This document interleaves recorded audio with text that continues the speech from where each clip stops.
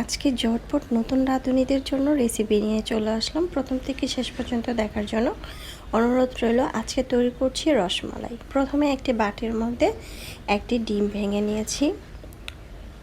ডিমটাকে এখন আমি একটু ফেটে নেব কাঁটা চামচ দিয়ে। সামান্য একটু লবণ অ্যাড করতে পারেন, তবে মিষ্টিতে যারা লবণ খান না তারা লবণটা অ্যাড করবেন না। এখন নিয়ে নিচ্ছি গুঁড়া দুধ। এখানে 1 কাপের মতো গুঁড়া দুধ হবে।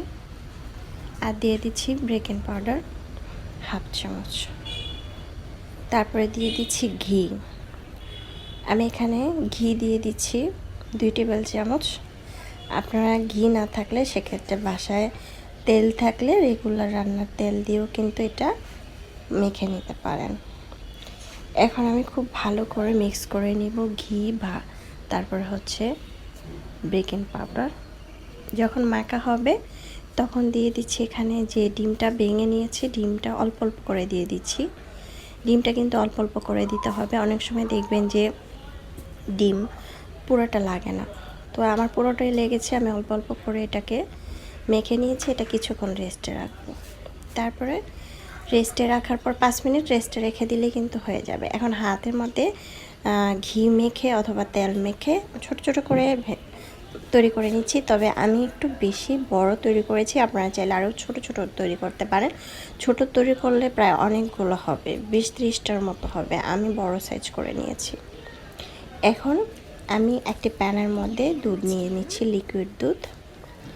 এখানে লিকুইড দুধ নিয়েছি প্রায় 1 লিটারের মতো।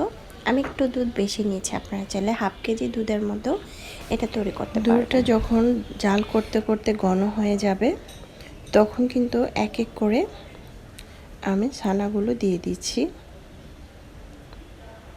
দেখতে পাচ্ছেন এটা এক এক করে আমি ছড়িয়ে দিচ্ছি। আর চুলার আঁচটা কিন্তু এই পর্যায়ে বাড়িয়ে রাখতে হবে। তারপরে যখন আমি দিব তখন ঢাকনা দিয়ে ঢেকে রাখবো, চুলার আঁচ মিডিয়াম করে। তাহলে কিন্তু ভেঙে যেতে পারে অথবা বলক এসে সব পড়ে যেতে পারে। আর উপর থেকে কিন্তু এটা ফুলে ফুলে উঠছে, দেখতে পাচ্ছেন। আর কত বড় হয়েছে, আমি কিন্তু অনেক বড় বড় করে তৈরি করেছি, দেখতে পাচ্ছেন। এখন আমি চুলার আঁচ কমিয়ে দিয়ে এটাকে রান্না করে নিব। এখন আমি দিয়ে দিচ্ছি কনডেন্স মিল্ক। আমি এটার মধ্যে চিনি দিইনি, আমি এখানে কনডেন্স মিল্ক দিয়েছি। আপনারা চাইলে চিনি অ্যাড করতে পারেন, যখন দুধটা জাল করবেন তখন চিনি অ্যাড করতে পারেন। এখন কনডেন্স মিল্কটা আমি এখানে দিয়েছি প্রায়, এখানে 1 কাপ থেকে 1.5 কাপ হবে। মিষ্টির কতটুকু খাবেন সেই অনুযায়ী কিন্তু এখানে কনডেন্স মিল্কটা দিতে হবে।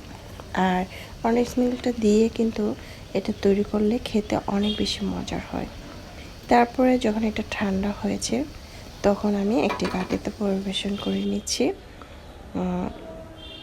এখন আমি একটা ভেঙে দেখাচ্ছি কতটা নরম তুলতুলে আর খেতে অনেক মজার হয়েছে আর ইয়ামি হয়েছিল।